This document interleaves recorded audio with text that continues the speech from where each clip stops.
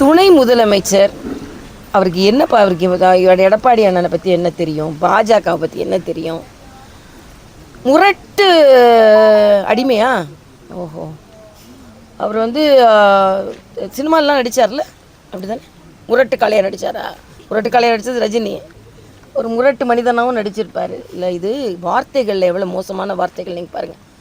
அதாவது சாதாரணமாக ஒரு ஒன்றியத்திலேருந்து கிளைக்கு வந்து ஒன்றியத்திலேருந்து அதுக்கப்புறம் மாவட்டத்துக்கு வந்து மாநிலத்துக்கு வந்து முதலமைச்சரானால் மற்றவர்களோட அருமை தெரியும், உழைப்பவர்களின் அருமை தெரியும், அரசியல் கட்சி தலைவர்களை மதிக்க தெரியும்.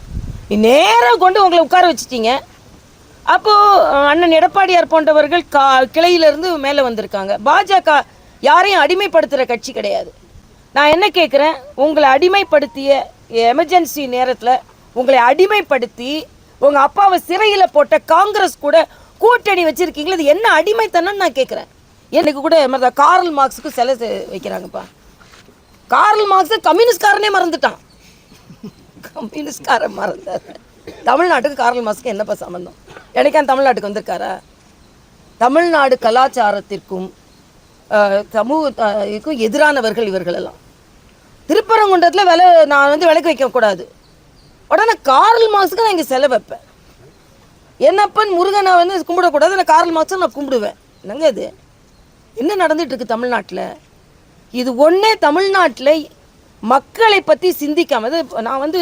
ஆனால் இன்றைக்கி ஒரு அமைச்சரே பேசுகிறாரு, என்னது பீகார்லேருந்து வந்தால் அந்த டேபிள் தான் தொடப்பான், அது நாங்கள்லாம் நல்லா இருக்கோம். என்னது இதுங்க? எல்லாரையும் வந்தாரை வாழ வைக்கும் தமிழகம். இன்றைக்கி அவங்க குஜராத்லேருந்து வந்து நமக்கு பட்டு சேலை செஞ்சு கொடுத்துட்ருக்காங்க. இதான் வேற்றுமையில் ஒற்றுமை. ஆனால் சும்மா இப்படி பேசிக்கொண்டே இருக்கிறது நல்லதல்ல. அதனால் இன்னைக்கு அவர் தேர்தல் பணியிலேருந்து எங்கேயுமே விலகலப்பா.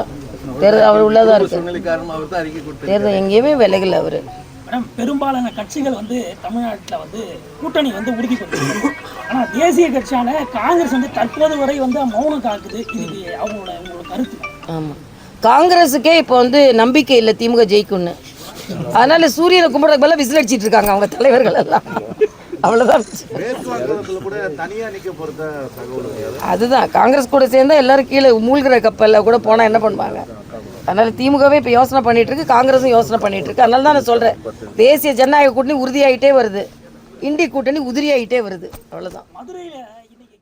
பிளே ஸ்டோர் மற்றும் ஆப் ஸ்டோரில் இருந்து பாலிமர் செயலியை QR கோடு மூலம் பதிவிறக்கம் செய்யுங்கள். செய்திகளை உடனுக்குடன் பெறுங்கள்.